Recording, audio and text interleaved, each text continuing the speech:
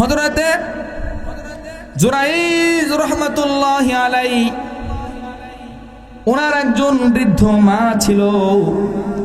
হযরতে জুরাইজ রহমতুল্লাহি আলাইহি এমন একজন বুজুর্গ মানুষ ছিলেন, একজন আবেদ ছিলেন, সব সময় ইবাদত বন্দেগী করতেন।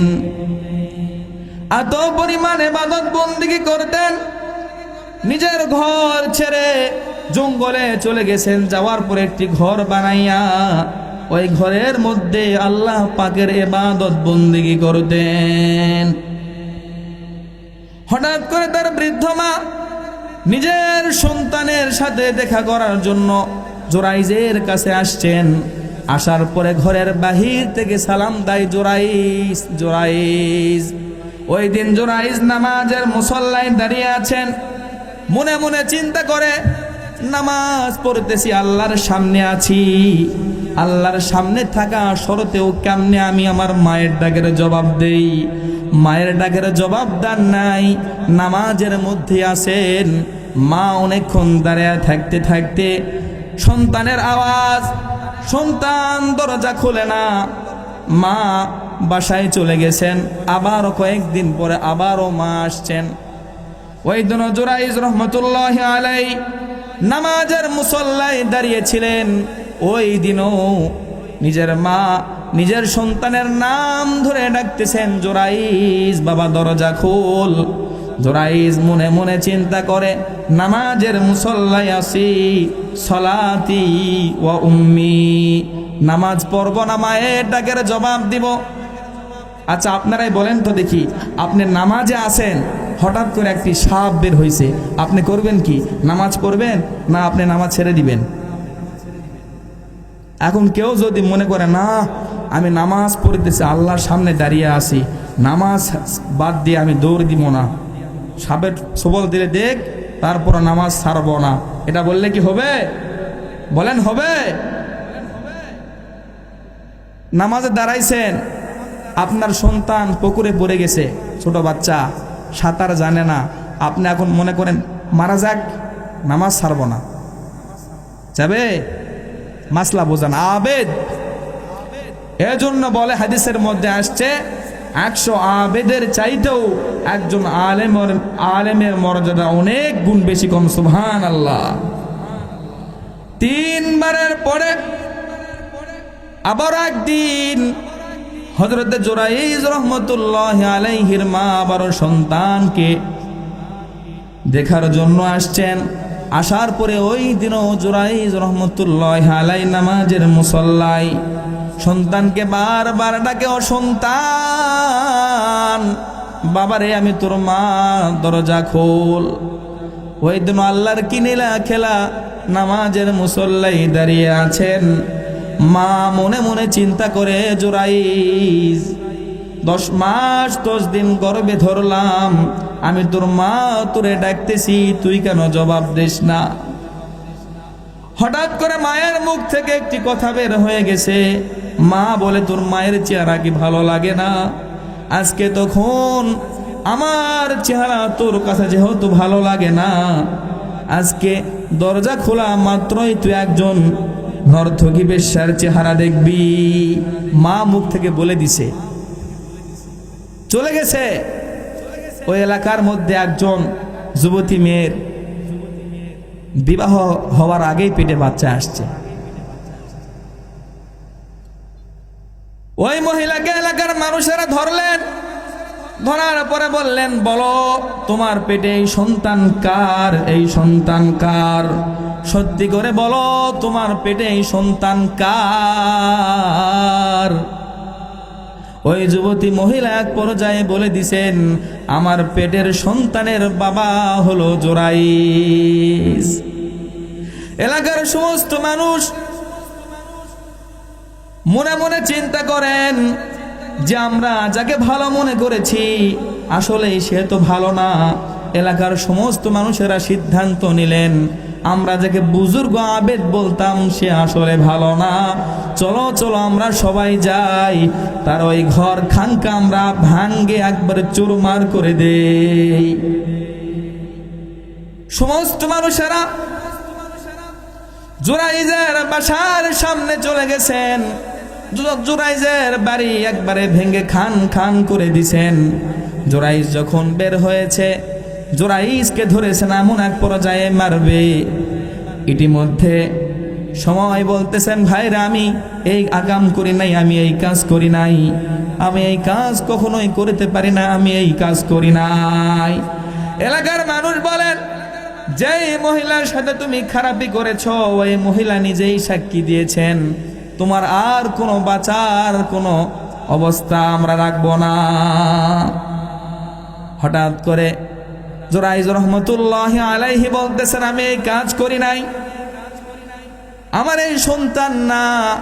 হঠাৎ করে ওই সন্তানের বয়স যখন 3 মাস, ওই সন্তান 3 মাসের সন্তান, তার মুখ থেকে এই কথা ফুটে গেছে, না না জুরাইজকে তোমরা আঘাত করো না, জুরাইজকে তোমরা মায়ের দিও না, আমার মায়ের সাথে খারাপই কাজ করেছেন জুরাইজ না, আমার মায়ের সাথে খারাপ কাজ করেছেন ওই পাড়ার একজন ইহুদি। বলেন সুবহানাল্লাহ। বুজুর্গ ব্যক্তিকে বাঁচাই দিয়েছেন কে? আল্লাহ। আর মায়ের দোয়া কেমন দোয়া, এই সংক্ষিপ্ত আকারে বললাম। মায়ের দোয়া কেমন? হুমা জান্নাতুকা ও হুমা নারুকা, মা বাবা তোমার জান্নাত, মা বাবা তোমার জাহান্নাম। মা বাবা যদি তোমার জন্য বিরক্ত হয়ে যদি উফ শব্দ করে, সারা জীবন আপনি মায়ের খেদমত করে আপনার মায়ের ঋণ শোধ করতে পারবেন না।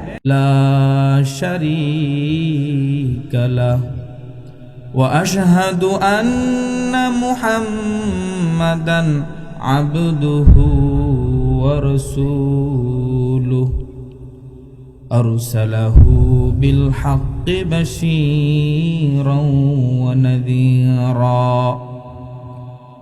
وداعيا إلى الله بإذنه وسراجا وقمرا منيرا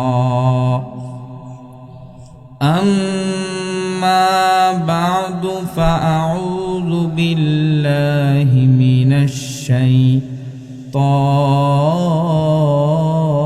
الرجيم بسم الله الرحمن الرحيم يا أيها الذين آمنوا قوا أنفسكم وأهليكم نارا صدق الله العظيم وقال رسول الله صلى الله عليه وسلم المسلم أخو المسلم أو كما قال عليه الصلاة والسلام إن الله وملائكته يصلون على النبي يا أيها الذين آمنوا صلوا عليه وسلموا تسليما اللهم صل على محمد وعلى آل محمد كما صليت على إبراهيم وعلى آل إبراهيم إنك حميد مجيد اللهم بارك على محمد وعلى آل محمد كما باركت على إبراهيم وعلى آل إبراهيم إنك حميد مجيد ঈমানের পথে অবিচল থেকে আমার মরণ যেন হয় ঈমানের পথে অবিচল থেকে আমার মরণ যেন হয় তোমারই কাছে মিনতি আমার, তোমারই কাছে মিনতি আমার, মহামহিম দয়াময়। ঈমানের পথে অবিচল থেকে আমার মরণ যেন হয়। আলহামদুলিল্লাহ। চকতাতারু দারুল উলুম হাফেজিয়া নুরানি কওমি মাদ্রাসার বার্ষিক মাহফিলের সম্মানিত প্রধান অতিথি দেওয়ান মুস্তাক আহমেদ রাজা, সভাপতি উপজেলা বিএনপি নওগাঁ সদর ও চেয়ারম্যান ৫ নং হাপানিয়া ইউপি নওগাঁ সদর নওগাঁ। আল্লাহ তাআলার দরবারে দোয়া করছি, আল্লাহ তাআলা প্রধান অতিথিকে দ্বীনের জন্য, ইসলামের জন্য কবুল করুন, বলেন আমিন। আজকের মাহফিলের সভাপতি মোহাম্মদ এনামুল হক, নির্বাহী পরিচালক Balaka clinic and diagnostic centre, Sebashram road, Enayetpur Naogaon.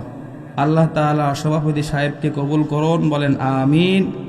এছাড়াও সহসভাপতি, সম্মানিত বিশেষ অতিথিবৃন্দ এবং আজকের প্রধান বক্তা আমাদের সকলের সুপরিচিত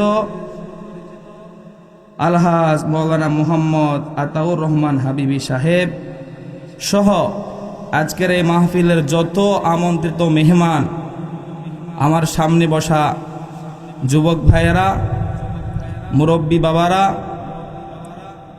পর্দার অন্তরালে বসে আছেন আবেদা সালেহা মা ও বোনেরা, আজকে এই জান্নাতি বাগানে কোরআনের মাহফিলে আমরা আসতে পারে খুশি না বেজার? যদি খুশি হয়ে থাকি তাহলে আমরা সবাই সমস্বরে আল্লাহ তাআলার প্রশংসা করি যে রব্বুল আলামিন আমাদেরকে দুনিয়ার ঝামেলা থেকে, হাজার হাজার মানুষ থেকে বাছাই করে আমাদেরকে আল্লাহ পাক কবুল করেন, এই মাহফিলে আসার বসার তৌফিক দান করলেন। আমরা দিল থেকে শুকরিয়া আদায় করি, সকলে বলি আলহামদুলিল্লাহ। আলহামদুলিল্লাহ। আমরা শুকরিয়া আদায় করলাম কার? আল্লাহ। আল্লাহর শুকরিয়া আদায় করলে লাভ না লস? আল্লাহর শুকরিয়া করলে কেমন লাভ? আল্লাহ পাক রব্বুল আলামিন বলেন, লা ইন শাকারতুম লাযীদান্নাকুম ওয়া লা ইন কাফারতুম ইন্না আযাবি লাশাদীদ। আল্লাহ পাক রব্বুল আলামিন বলেন, কোন বান্দা যখন আমার নিয়ামত ভক্ষণ করে, আমার নিয়ামতের শুকরিয়া আদায় করে, রব্বুল আলামিন এত পরিমাণ খুশি হন, আল্লাহ পাক রব্বুল আলামিন ওই বান্দার নিয়ামতকে বাড়ায় দেয়। সুবহানাল্লাহ পড়ে।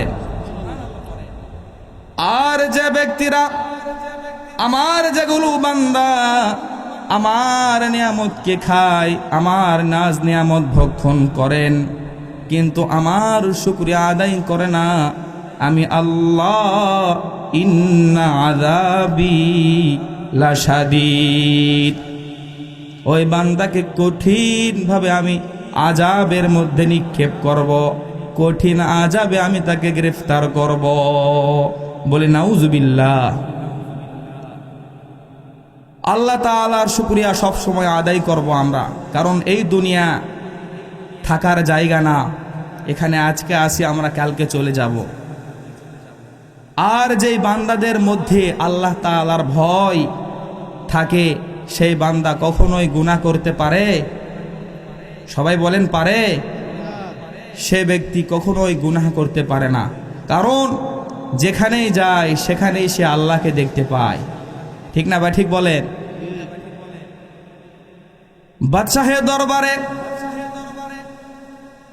অনেক প্রজা ছিল, সবাই ভালো ছিল, বাদশাকে অনেক মোহাব্বত করে, অনেক সম্মান করেন।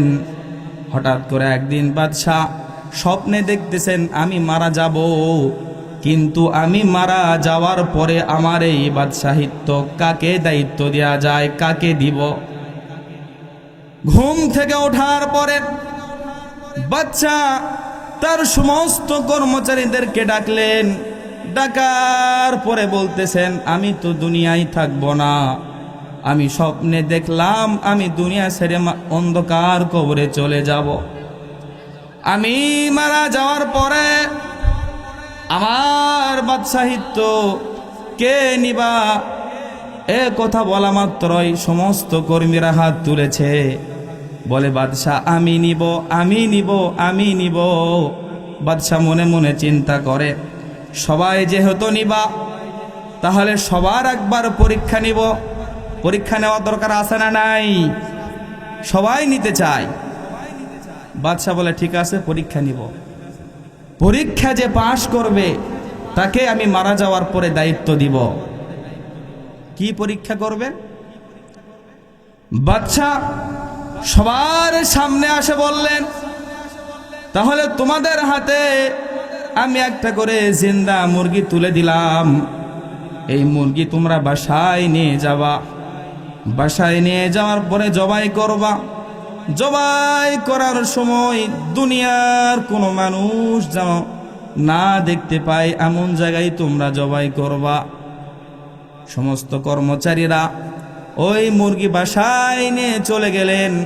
যাওয়ার পরে মনে মনে চিন্তা করে কোথায় জবাই করা যায়। একজন মনে মনে চিন্তা করলেন বাসার মধ্যে। যাওয়ার পরে চিন্তা করলেন ঘরের দরজা জানলা বন্ধ করব। করার পরে জবাই করলে দুনিয়ার কোনো মানুষ তো দেখতে পাবে না। ঘরের মধ্যে নিয়ে যাওয়ার পরে ঘরের জানলা দরজা বন্ধ করলো। করার পরে জবাই করছে। আর একজন মনে মনে চিন্তা করে আমি কোথায় জবাই করব, কোথায় জবাই করলে দুনিয়ার কোনো মানুষ দেখবে না। চিন্তা করার পরে সিদ্ধান্ত নিল পানির নিচে জবাই করব, কোনো মানুষ তো ওখানে থাকে না, কেউ আমাকে দেখতে পাবে না। আর একজন চিন্তা করে মরুভূমির মধ্যে যাব, ওইখানে তো কোনো মানুষ থাকার কথা না, ওইখানে নিয়ে যায় জবাই করব, কেউ আমাকে দেখতে পাবে না। এইভাবে জবাই করে পরের দিন সবাই মুরগি জবাই করে নিয়ে হাজির হয়ে গিয়েছে। বাদশাহ বলতেছে তাহলে বলেন কে কিভাবে তোমরা জবাই করেছো এখন বলো। একজন বলেন ঘরের জানলা দরজা বন্ধ করে জবাই করেছি, কেউ আমাকে দেখতে পায় নাই। আর একজন বলতেছে বাদশাহ পানির নিচে নিয়ে গিয়েছি, দুনিয়ার কোনো মানুষের দেখার কোনো সুযোগ নাই, আশপাশ কোনো মানুষজন ছিল না, ওইখানেই জবাই করেছি, কেউ দেখতে পায় নাই। আর একজন বলতেছেন মরুভূমি এলাকার মাঝখানে নিয়ে গিয়েছি, আশেপাশে কোনো মানুষ নাই, কেউ নাই, ওইখানে জবাই করেছি, দুনিয়ার কোনো মানুষ আমাকে দেখতে পায় নাই। এভাবে একজন একজনকে শুনতেছে। হঠাৎ করে দেখতেছেন এক ব্যক্তি সে জবাই করে নাই, জিন্দা মুরগি নিয়ে চলে আসছে। সবাই খিলখিল করে হাসে, আরে পাগল, সবাই জবাইকে নিয়ে আসলো, তুমি কেন নিয়ে আসলা না? কি তোমার সমস্যা, কি জন্য জবাইকে নিয়ে আসলে না? ওই ব্যক্তি বলতেছেন আমি যখন বাড়ির মধ্যে যখন গেলাম, বাড়িতে কোনো মানুষ নাই, আমি এখন জবাই করব। মনে মনে চিন্তা করলাম দুনিয়ার কোনো মানুষ আমাকে দেখতেছে না, আসমানের মালিক আল্লাহ আমাকে দেখতেছেন। কোন সুবহানাল্লাহ। আমি যখন গেলাম মরুভূমির মাঝখানে, যখন গেলাম, যাওয়ার পরে আমি জবাই করব, কেউ নাই। মনে মনে চিন্তা করলাম দুনিয়ার কোনো মানুষ আমাকে দেখতেছে না, আসমানের মালিক আমার আল্লাহ আমাকে দেখতেছেন। আমি যেখানে গিয়েছি কোথাও কোনো মানুষ দেখতে পাই নাই, শুধু আমার বারবার অন্তরের মধ্যেই কথাই মনে হয়েছে, দুনিয়ার কোনো মানুষ না দেখলে আমার আল্লাহ আমাকে দেখতেছেন। ঠিক কিনা বলেন? দুনিয়ার কেউ আপনাকে দেখতেছে না, আপনি গুনাহ করতেছেন, কেউ আপনাকে দেখতেছে না, আসমানের মালিক আল্লাহ আপনাকে ঠিকই দেখতেছেন। কথা বলুন ঠিক কিনা? কারণ ওই যুবকের মধ্যে আল্লাহর ভয় ছিল। কার ভয় ছিল? আল্লাহর ভয় ছিল। বাদশা বলে, আমি মারা যাওয়ার পরে বাদশাহিত্ব যে ব্যক্তি পাবে সে হলো এই যুবক, কারণ এই যুবকের মধ্যেই আমি আল্লাহর ভয় দেখতে পেয়েছি। আল্লাহর ভয়, আল্লাহর ভয় যাদের অন্তরের মধ্যে থাকে সে গুনাহ করতে পারে, পাপ কাজ করতে পারে? পারে না। মানুষ হত্যা করতে পারে? পারে না। যাদের মধ্যে আল্লাহ তাআলার ভয় আছে তারা খারাপ কাজ করতে পারে না। ভালো কাজ, তাকওয়া আমাদেরকে শিক্ষা দিয়েছেন সাহাবায়ে কেরামরা। কথা বলুন ঠিক কিনা? হযরত ওমর ফারুক রাদিয়াল্লাহু তাআলা আনহুর জামানার এক ঘটনা। এক যুবক মদিনায় যাইবে, মদিনা থেকে ওই যুবকের বাড়ি হলো 350 মাইল দূরে। কত মাইল দূরে? 350 মাইল দূরে ওই যুবকের বাড়ি। যুবকের মনের তামান্না, আমি মদিনায় যাব। অনেক দূর হয়েছে তো কি হয়েছে, আমি মদিনায় যাব। যুবকের মধ্যে অনেক যাওয়ার অনেক তামান্না। যুবক একটা উট নিয়ে সফর করা শুরু করে দিয়েছেন। বালেময় এলাকা, পাহাড়ি এলাকা, অনেক দিন ধরে আসতেছেন, অনেক সময় সপ্তাহ পর সপ্তাহ লেগে যায়। যুবকের মনে অনেক তামান্না, যুবক মদিনায় যাবে। যুবক রওনা করে দিয়েছেন। বলেন সুবহানাল্লাহ। যুবক রওনা করতে করতে মদিনার প্রায় সামনাসামনি চলে আসছেন। হঠাৎ করে যুবক অনেক ক্লান্ত হয়ে গেছে। যুবক মনে মনে চিন্তা করে এখন আমার বিশ্রামের প্রয়োজন। যুবক কি করবে? যুবক বিশ্রাম করার জন্য জায়গা খুঁজতেছেন, কোথায় গিয়ে আমি বিশ্রাম নিব। হঠাৎ দেখতে পেলেন এক খেজুর বাগান। যুবক মনে মনে চিন্তা করে ওই খেজুর বাগানে গিয়ে আমি ওখানে বিশ্রাম নিব। চলে গেলেন খেজুর বাগানে। যাওয়ার পরে তার উটনীটি গাছের সাথে বাঁধিয়া এক খেজুর গাছের নিচে ওই যুবক বিশ্রাম নিতেছেন। অনেক ক্লান্ত শরীর, হঠাৎ করে চক্ষু বন্ধ করেছেন, ঘুম চলে আসছে। যুবক এখন ঘুমাইছেন। হঠাৎ করে সকাল বেলায় দেখতেছেন সূর্যের আলো ওই যুবকের চোখের মধ্যে লেগেছে। যুবকের ঘুম ভেঙে গিয়েছে। যুবক ঘুম থেকে ওঠার পরে দেখতেছেন তার উটনি আর ওই গাছের জায়গায় নাই। মনে মনে চিন্তা করে কোথায় গেল, কোথায় গেল, কোথায় গেল খুঁজতেছে। ইতিমধ্যে ওই খেজুর গাছের মালিক খেজুর বাগান দেখার জন্য আসতেছেন। আসার পরে দেখতেছেন খেজুর বাগানের পাশেই আরেকটি খেজুর বাগান ছিল। ওই খেজুর বাগানে ছোট্ট ছোট্ট খেজুরের চারা ছিল। ওই উটনি দড়ি ছিঁড়ে, রশি ছিঁড়ে ওই খেজুর বাগানের চারার উপরে পাড়া দিয়ে দিয়ে সমস্ত চারা নষ্ট করে দিয়েছেন। হঠাৎ করে ওই যুবক, ওই বাগানের মালিক এসে দেখতেছেন সমস্ত চারা আমার নষ্ট হয়ে গেছে। কি করবেন? অনেক রাগ। ওই মুরব্বী ব্যক্তি ওই উটনিকে তাড়ানোর জন্য অনেক সময় পাথর নিক্ষেপ করতেছেন, ঢিলা নিক্ষেপ করতেছেন, কিন্তু উটনি আর সেই জায়গা থেকে যায় না। মনে মনে চিন্তা করলেন কি করা যায়। বড় একটি পাথর উটনির মাথা বরাবর নিক্ষেপ করেছেন। এক পর্যায়ে সেই পাথরটি উটনির মাথায় লেগে রক্তক্ষরণ হয়, এক পর্যায়ে উটনি মারা যায়। আর ওই যুবক খুঁজতেছেন কোথায় আমার উটনি, কোথায় আমার উটনি। হঠাৎ করে দেখতেছেন খেজুর বাগানের পাশের বাগানে তার উটনি পড়ে আছে, আর তার সামনে উটনির সামনেই দাঁড়িয়ে আছে একজন বৃদ্ধ লোক। যুবক বলতেছেন কি হয়েছে, কি জন্য আমার উটনিকে মেরেছেন? ওই বৃদ্ধ লোক ডেকে ডেকে বলে, আল্লাহর কসম করে বলে আমি ইচ্ছাকে আঘাত করি নাই, আমি এখান থেকে তাড়িয়ে দেওয়ার জন্য আঘাত করেছি। হঠাৎ করে একটি পাথর মাথায় লেগে গিয়েছে, যাওয়ার পরে মারা গিয়েছে। আল্লাহর কসম করে বলতেছি ইচ্ছা করে আমি আঘাত করি নাই। যুবক মানুষ, মাথা অনেক গরম, মুরব্বির সাথে অনেক লেগে গিয়েছে তার গন্ডগোল। কথা বলতে বলতে এক পর্যায়ে ওই মুরব্বী ব্যক্তিকে একটা ধাক্কা দিয়েছেন। মুরব্বী ব্যক্তিও জমিনে পড়ে গেছে। যাওয়ার পর ওই বৃদ্ধা ব্যক্তিও একবারে মারা গেছেন। যুবক এখন মনে মনে চিন্তা করেন,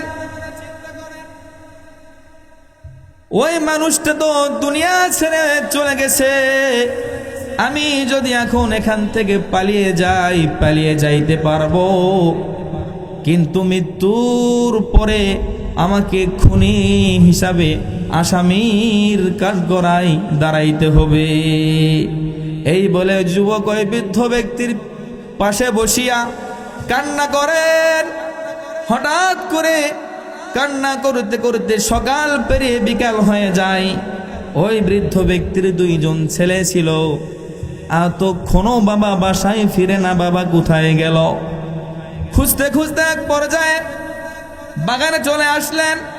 আসার পরে দেখতেছেন বাবা পড়িয়া আছে জমিনে, আর তার পাশে ওই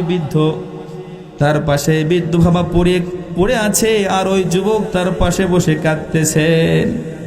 যুবককে বলে আমার বাবার কি হয়েছে? যুবক বলতেছেন ভাই রে, আমার উটনি মারা গেছে, আমি আপনার বাবাকে ধাক্কা দিয়েছি, মেরে ফেলার উদ্দেশ্যে দেই নাই, ধাক্কা দিয়েছি, জামিনে পড়ে মারা গেছে ভাই। সন্তান বলে আমরা বিশ্বাস করি না। কেউ কি এটা বিশ্বাস করবে? কেউ বিশ্বাস করে নাই। সবাই বলতেছেন চলো আমি তোমাদেরকে ধরে নিয়ে যাব, যাই ওমর ইবনুল খাত্তাব রাদিয়াল্লাহু তাআলা আনহুর কাছে বিচার দিব। বাবাকে নেওয়ার পরে চলে গেছেন মদিনায় রাষ্ট্রপতি হযরত ওমরের কাছে। যাওয়ার পরে বলতেছেন আমার বাবাকে হত্যা করেছে, বিচার চাই। কোরআনের আইন হলো হত্যার বদলে হত্যা, হাতের বদলতে হাত, নাকের বদলতে নাক। যেহেতু হত্যা করেছ যুবক, তোমাকেও এখনো ফাঁসির কাস্টে এখন তোমাকে ঝুলতে হবে, কারণ তোমার বিষয়ে, তোমার ব্যাপারে এই বৃদ্ধ ব্যক্তির দুই ছেলে আমার কাছে বিচার দিয়েছে। বিচারের সমস্ত কার্যক্রম রেডি করা হলো ফাঁসির মঞ্চে। ওই যুবককে ফাঁসির মঞ্চে নিয়ে যাওয়া হইতেছে। যাওয়ার আগ মুহূর্তে ওমর ইবনুল খাত্তাব হযরত ওমর ডেকে বলে, যুবক ফাঁসি হওয়ার আগে তোমার কি কোনো কথা আছে নাকি বলতে পারো? যুবক বলতেছেন, ও আমিনুল মুমিনিন, আমার একটি কথা আছে। বলেন কি কথা? বলে আমার বাড়ির থেকে অনেক দূরে একটি বাড়ি আছে, তার ইহুদির বাড়ি। ওই ইহুদি আমার কাছ থেকে টাকা পাবে। ওই ইহুদি আমার বাড়ি চিনে না, আমার বাড়ির কেউ ওই ইহুদির বাড়ি চিনে না। আমাকে কয়েকদিনের ছুটি দান, আমি বাসায় গিয়ে ওই ইহুদির ঋণ পরিশোধ করে আমি চলে আসব। বিচারক কি মানবে না কি এগুলো কথা? মানুষ হত্যা করেছ, আবার বলো ছুটি, আর ছুটি দিলে তুমি আসবে কি আসবে না তার গ্যারান্টি কি? ওই সময় কোন সাহাবায়ে কেরামদেরকে তার সাথে পাঠানোর কোনো পরিস্থিতি ছিল না। এখন ওমর ইবনুল খাত্তাব বলে, তোমাকে ছুটি দিলে তুমি কিভাবে ফিরে আসবে? তোমার তো কোনো গ্যারান্টি আমি পাই না। ওই যুবক বলে, আমাকে ছুটি দেন, আমি অবশ্যই ফিরে আসব। আমি যদি ঋণ না পরিশোধ করি তাহলে সারা জীবন ইহুদি বলবেন মুসলমানেরা নিমুখারাম। হযরত ওমর মনে মনে চিন্তা করেন, তাহলে কি করা যায়? ওমর ফারুক ওই যুবককে বলতেছেন, তোমাকে ছুটি দিতে পারি, কিন্তু তোমার জন্য একজনকে আমাদের কাছে এখানে রেখে যাওয়া লাগবে, তোমার একজন আত্মীয়কে এখানে রেখে যাওয়া লাগবে। তুমি ওকে 7 দিনের ছুটি দেওয়া হবে। 7 দিনের মধ্যে যদি এখানে না আসো, না আসলে তোমার বিপরীতে তাকে আমরা ফাঁসির কাস্টে ঝুলাবো। ওই যুবক চোখের পানি ছাড়িয়ে কান্না করে আর বলে, ইয়া আমিনুল মুমিনিন, এই মদিনায় আমার কোনো বাবা নাই। যদি আমার বাবা থাকতেন তাহলে আমার জিম্মাদার আমার বাবা হইতেন। যদি আমার আপন কোনো ভাই থাকতেন, আমার জিম্মাদার আমার ভাই হইতেন। কিন্তু এই মদিনায় আমার আপন বলতে কেউ নাই, আমার জিম্মাদার কে হবে? আমার কেউ নাই যেহেতু, তাহলে আমাকে ফাঁসির কাস্টে ঝুলাইয়া দেন। একথা বলা মাত্রই কে যেন একজন যুবক ডাক দে বলতেছেন, ও আমিনুল মুমিনিন, আমি ওই ভাইয়ের জিম্মাদার হয়ে যাব। বলেন সুবহানাল্লাহ। কে ওই সাহাবী? সাধারণ কোন সাহাবী নয়, আল্লাহর রাসূল সাল্লাল্লাহু আলাইহি ওয়াসাল্লামের খেদমত করেছেন। 8 বছর দুনিয়াতে নিজের জন্য একটা ঘরও বানান নাই। আল্লাহর রাসূল সাল্লাল্লাহু আলাইহি ওয়াসাল্লামের খেদমত করতে করতে তার জীবন ভর করেছেন। আর এই খেদমত করতে করতে তার বাকি জিন্দেগিতেও পার করার ওয়াদা করেছেন। এমন একজন সাহাবী, তার নাম হলো হযরত আবু যর গিফারি।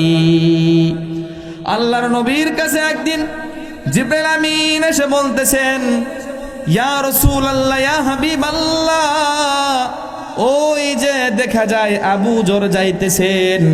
আল্লাহর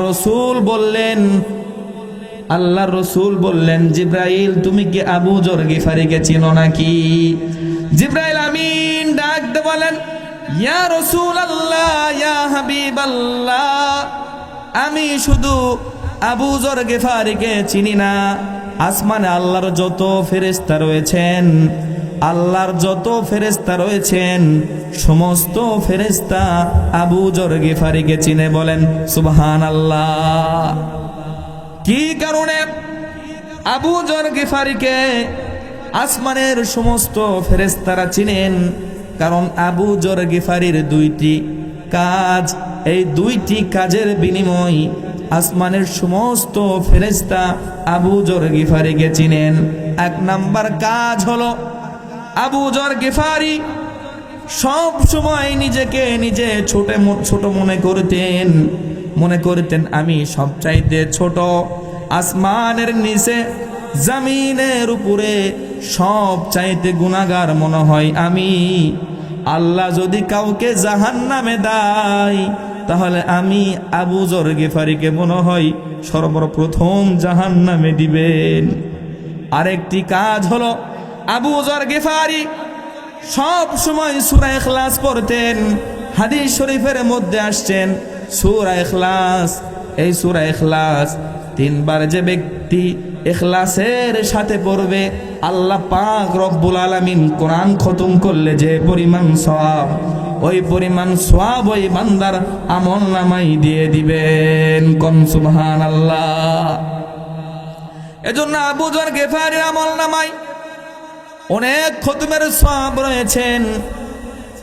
আর 1 নাম্বার হলো, তিনি অহংকার করতেন না, নিজেকে নিজে অনেক ছোট মনে করতেন। আজকে আমাদের সমাজের মধ্যে মানুষ নিজেকে নিজে ছোট মনে করে না, ঠিক কিনা বলেন? মনে করে না, বলে আমি সবচেয়ে বড়, আমার চেয়ে এই গ্রামে কেউ নাই। এরকম আছে না নাই? এক লোক এক হুজুরকে দাওয়াত করছেন ওনার বাসায়।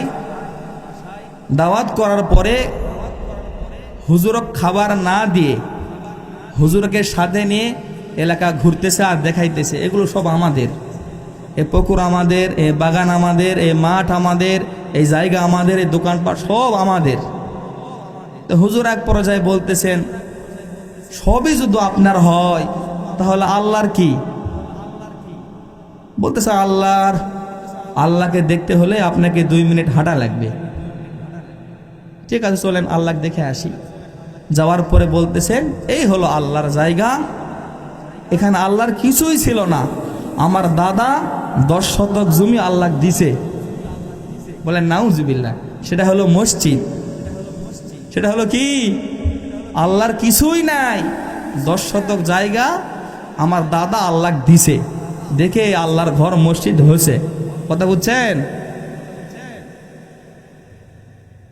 এমন একটা দেশ তার নাম বাংলাদেশ, যে জায়গায় আল্লাহর কিছুই নাই। মানুষ যেখানে মনে করেন সবচাইতে বড় আমি, সবচাইতে বড় আমি, সবচাইতে বড় আমি। আছে না নাই? মানুষ যদি সবচাইতে বড় হয়, ঢাকা শহরে ভূমিকম্প হলো, মানুষ এমনও মানুষ আছে ভূমিকম্প হয়েছে, মানুষ কি করবে?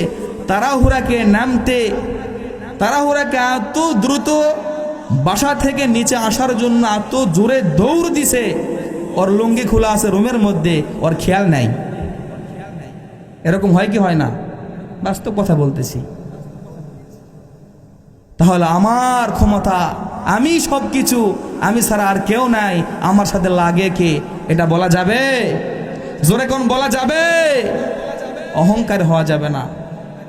অহংকারী হলে আপনার পতন অনিবার্য, নিশ্চিত আপনার পতন হবেই। সাহাবায়ে কেরামরা নিজেকে নিজে অনেক ছোট মনে করতেন। আমি সব চাইতে ছোট, আমার চেয়ে ছোট আর কেউ নাই, আমার চেয়ে গুনাহগার আর কেউ নাই।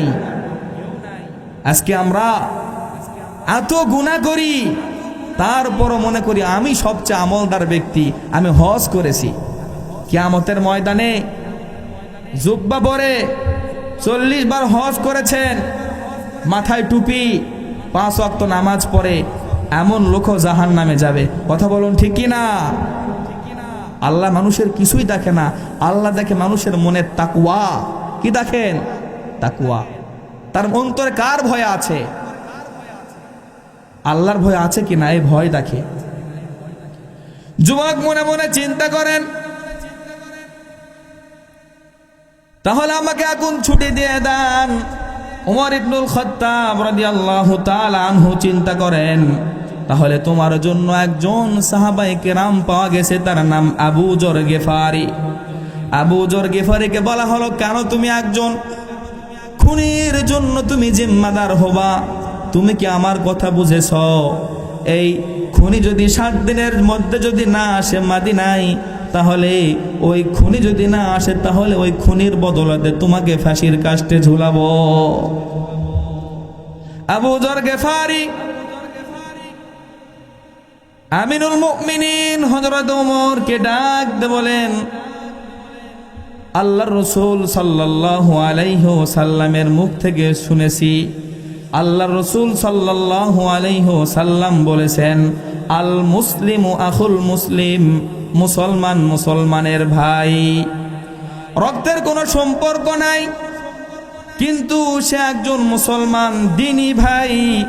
ওই ভাইয়ের জন্য জিম্মাদার আমি নিজেই হয়ে গেলাম।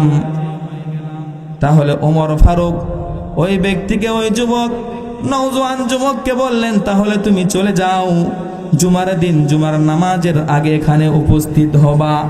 যদি উপস্থিত না হও, তাহলে তোমার কারণে তোমার জিম্মাদার আবু যর গিফারিকে আমরা ফাঁসির কাস্টে ঝুলাবো। ওই যুবক চলে গেলেন বাড়িতে। বাড়িতে যাওয়ার পরে সমস্ত টাকা পয়সা নিয়ে চলে গেলেন ওই ইহুদির কাছে, দেনা শোধ করলেন। ঋণ শোধ করার পরে চলে আসলেন বাসায়।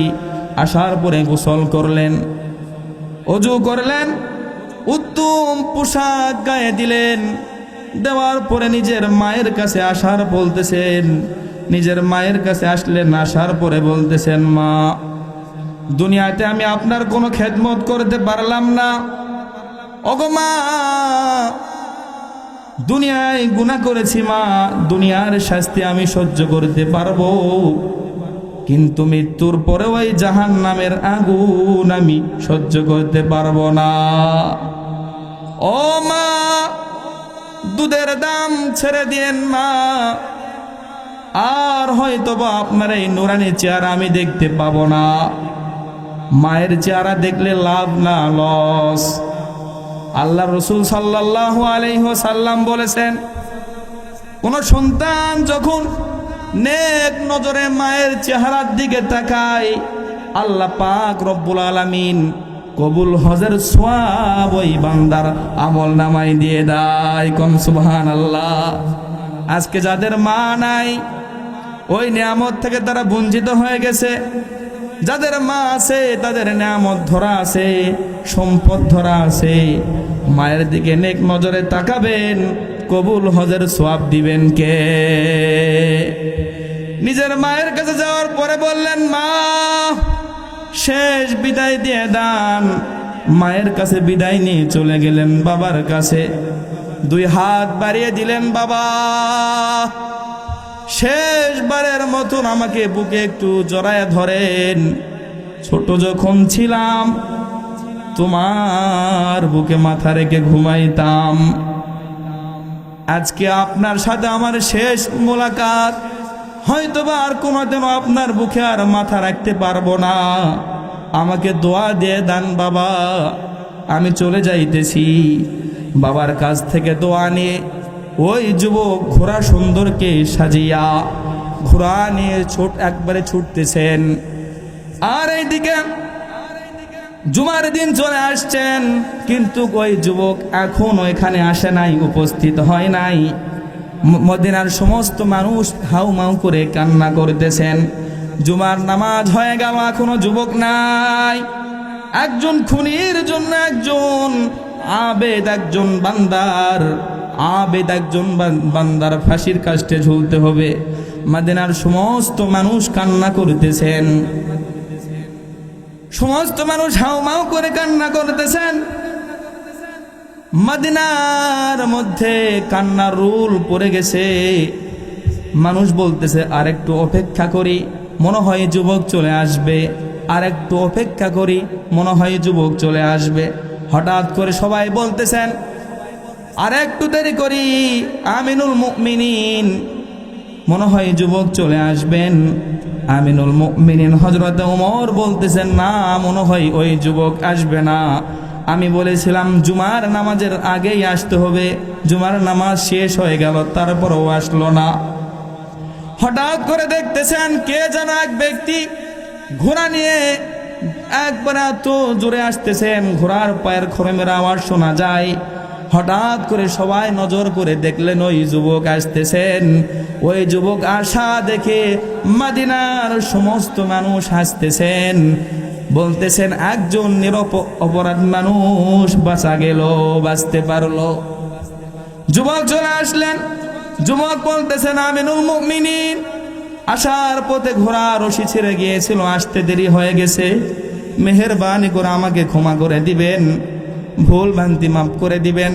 আমি এখন ফাঁসির কাস্টে, এখন আমাকে ঝুলাইয়া দান। কি ইমান দেখছেন, কি মজবুত ইমান, ফাঁসির কাস্টে ঝুলতে চায়। যাদের হৃদয় আছে আল্লাহর ভয়, তারা কভু পথ ভুলে যায় না। ঠিক কিনা বলেন?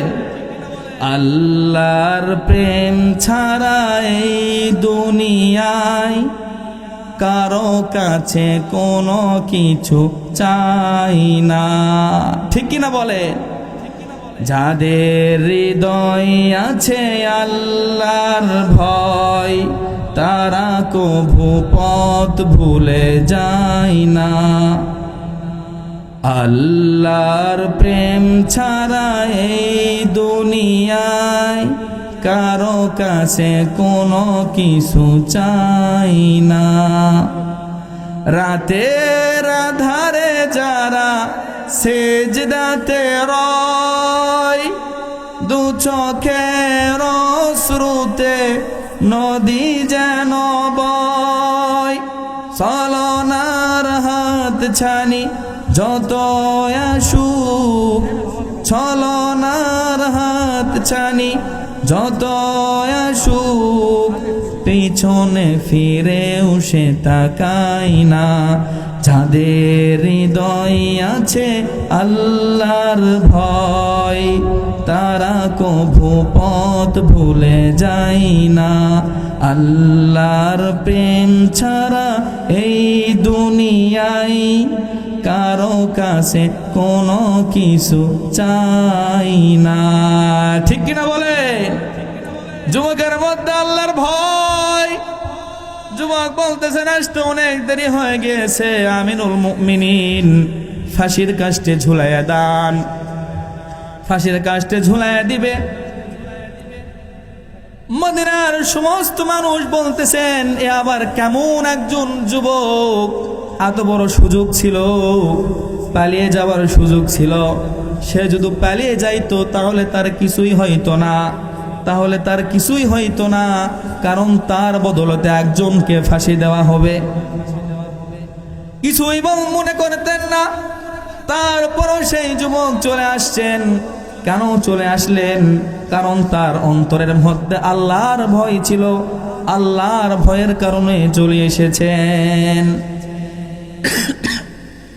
সমস্ত মদিনার মানুষেরা আবার কান্না করে, বলেন এ কেমন যুবক, যেই যুবক এত বড় অফার পাওয়ার পরও চলে আসছেন। বলেন ভাই রে, দুনিয়ার শাস্তি আমি সহ্য করতে পারবো, ওই কিয়ামতের ময়দানে কঠিন আযাব আমি সহ্য করতে পারবো না। চলে আসছেন। মদিনার সমস্ত মানুষ কান্না করে, এ কেমন যুবক, যে যুবক ফাঁসির দড়ি গলায় নেওয়ার জন্য 350 মাইল পথ অতিক্রম করার পরে চলে আসে। এ কেমন যুবক, এ কেমন যুবক। সবাই কান্না করতেছেন। ইতিমধ্যে সবাই কান্না যখন করেন, ওই বৃদ্ধ ব্যক্তির 2 ছেলে যারা হযরত ওমরের কাছে বিচারে দিয়েছেন, তারা হযরত ওমরকে বলেন, ইয়া আমিনুল মুমিনিন, আমরা আপনার কাছে বিচার দিয়েছিলাম, আমরা বিচার আর চাই না। কারণ যেই ব্যক্তি 350 মাইল পথ অতিক্রম করে ফাঁসির দড়ি গলায় নিতে চায়, সে কখনো খুনি হতে পারে না। আমরা আর কোনো বিচার চাই না, আমরা আর কোনো বিচার চাই না। বলেন সুবহানাল্লাহ। তাহলে অন্তরের মধ্যে ভয় ছিল কার? আল্লাহ। আল্লাহর ভয় থাকার কারণে সে কখনোই কি করতে পারে নাই, পালিয়ে যাওয়ার সুযোগ থাকা সত্ত্বেও সে পালিয়ে যাইতে চায় নাই। তাহলে আজকে থেকে আমরা আল্লাহ তাআলার শুকরিয়া আদায় করবো কি করব না? করব তো সবাই করব। আর মা, যে কথা বলতেছিলাম, মা এমন এক দামি জিনিস, মায়ের মতন আপন আর কেউ নাই। আছে নাকি? সংক্ষিপ্ত একটু আকারে বলে শেষ করে দিব। হযরতে জুরাইজ রাহমাতুল্লাহি আলাইহি, ওনার একজন বৃদ্ধ মা ছিল। হযরতে জুরাইজ রহমতুল্লাহি আলাইহি এমন একজন বুজুর্গ মানুষ ছিলেন, একজন আবেদ ছিলেন, সব সময় ইবাদত বন্দেগী করতেন। এত পরিমাণ ইবাদত বন্দেগী করতেন, নিজের ঘর ছেড়ে জঙ্গলে চলে গেছেন। যাওয়ার পরে একটি ঘর বানাইয়া ওই ঘরের মধ্যে আল্লাহ পাকের ইবাদত বন্দেগী করতেন। হঠাৎ করে তার বৃদ্ধ মা নিজের সন্তানের সাথে দেখা করার জন্য জুরাইজের কাছে আসছেন। আসার পরে ঘরের বাহির থেকে সালাম দেয়, জুরাইজ, জুরাইজ। ওই দিন জুরাইজ নামাজের মুসল্লায় দাঁড়িয়ে আছেন। মনে মনে চিন্তা করে, নামাজ পড়তেছি, আল্লাহর সামনে আছি, আল্লাহর সামনে থাকা শর্তেও কেমনে আমি আমার মায়ের ডাকের জবাব দেই? মায়ের ডাকের জবাব দেন নাই, নামাজের মধ্যে আছেন। মা অনেকক্ষণ দাঁড়িয়ে থাকতে থাকতে সন্তানের আওয়াজ, সন্তান দরজা খোলে না, মা বাসায় চলে গেছেন। আবারও কয়েকদিন পরে আবারও মা আসছেন। ওই দিন জুরাইজ রহমতুল্লাহি আলাইহি নামাজের মুসল্লায় দাঁড়িয়েছিলেন। ওই দিনও নিজের মা নিজের সন্তানের নাম ধরে ডাকতেছেন, জুরাইজ বাবা দরজা খোল। জুরাইজ মনে মনে চিন্তা করে, নামাজের মুসল্লায় আছি, সলাতি ওয়া উম্মি, নামাজ পড়ব না, মায়ের ডাকের জবাব দিব। আচ্ছা আপনারাই বলেন তো দেখি, আপনি নামাজে আছেন, হঠাৎ করে একটি সাপ বের হয়েছে, আপনি করবেন কি? নামাজ পড়বেন না আপনি নামাজ ছেড়ে দিবেন? এখন কেউ যদি মনে করে না আমি নামাজ পড়তেছি, আল্লাহর সামনে দাঁড়িয়ে আছি, নামাজ বাদ দিয়ে আমি দৌড় দিব না, সাপের সবল দিলে দেখ তারপর নামাজ ছাড়ব না, এটা বললে কি হবে? বলেন হবে? নামাজে দাঁড়াইছেন, আপনার সন্তান পুকুরে পড়ে গেছে, ছোট বাচ্চা সাঁতার জানে না, আপনি এখন মনে করেন মারা যাক, নামাজ ছাড়ব না, যাবে? মাসলা বোঝান আবেদ। এজন্য বলে হাদিসের মধ্যে আসছে 100 আবেদের চাইতেও একজন আলেমের মর্যাদা অনেক গুণ বেশি। কোন সুবহানাল্লাহ। 3 বারের পরে আবার একদিন হযরত জুরাইজ রাহমাতুল্লাহি আলাইহির মা আবার সন্তানকে দেখার জন্য আসছেন। আসার পরে ওই দিনও জুরাইজ রাহমাতুল্লাহি আলাইহি নামাজের মুসল্লায় সন্তানকে বারবার ডাকে, ও সন্তান, বাবারে আমি তোর মা, দরজা খোল। ওই দিন আল্লাহর কি নীলা খেলা, নামাজের মুসল্লায় দাঁড়িয়ে আছেন। মা মনে মনে চিন্তা করে, জুরাইজ 10 মাস 10 দিন গর্ভে ধরলাম, আমি তোর মা, তোরে ডাকতেছি, তুই কেন জবাব দিস না? হঠাৎ করে মায়ের মুখ থেকে একটি কথা বের হয়ে গেছে। মা বলে, তোর মায়ের চেহারা কি ভালো লাগে না?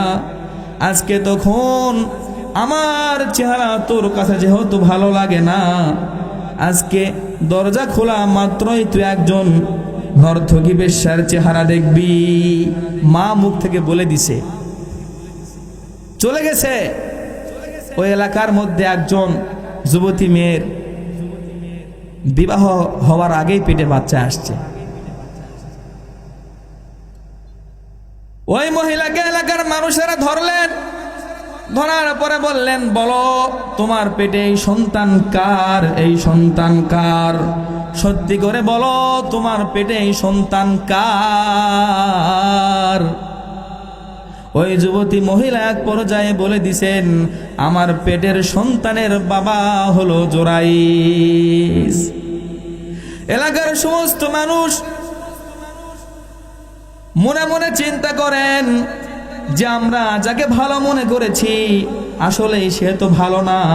এলাকার সমস্ত মানুষেরা সিদ্ধান্ত নিলেন, আমরা যাকে বুজুর্গ আবেদ বলতাম সে আসলে ভালো না, চলো চলো আমরা সবাই যাই, তার ওই ঘর খানকা আমরা ভাঙ্গে একবারে চুরমার করে দেই। সমস্ত মানুষেরা জুরাইজের বাসার সামনে চলে গেছেন। জুরাইজের বাড়ি একবারে ভেঙ্গে খান খান করে দিছেন। জুরাইজ যখন বের হয়েছে, জুরাইজকে ধরেছেন, এমন এক পর্যায়ে মারবে। ইতিমধ্যে সময় বলতেছেন, ভাইরা আমি এই আকাম করি নাই, আমি এই কাজ করি নাই, আমি এই কাজ কখনোই করতে পারি না, আমি এই কাজ করি নাই। এলাকার মানুষ বলেন, যেই মহিলার সাথে তুমি খারাপি করেছো ওই মহিলা নিজেই সাক্ষী দিয়েছেন, তোমার আর কোনো বাঁচার কোনো অবস্থা আমরা রাখবো না। হঠাৎ করে জুরাইজ রহমতুল্লাহি আলাইহি বলতেছেন, আমি এই কাজ করি নাই, আমার এই সন্তান না। হঠাৎ করে ওই সন্তানের বয়স যখন 3 মাস, ওই সন্তান 3 মাসের সন্তান, তার মুখ থেকে এই কথা ফুটে গেছে, না না জোরাইজকে তোমরা আঘাত করো না, জোরাইজকে তোমরা মায়ের দিও না। আমার মায়ের সাথে খারাপই কাজ করেছেন জোরাইজ না, আমার মায়ের সাথে খারাপ কাজ করেছেন ওই পাড়ার একজন ইহুদি। বলেন সুবহানাল্লাহ। বুজুর্গ ব্যক্তিকে বাঁচাই দিয়েছেন কে? আল্লাহ।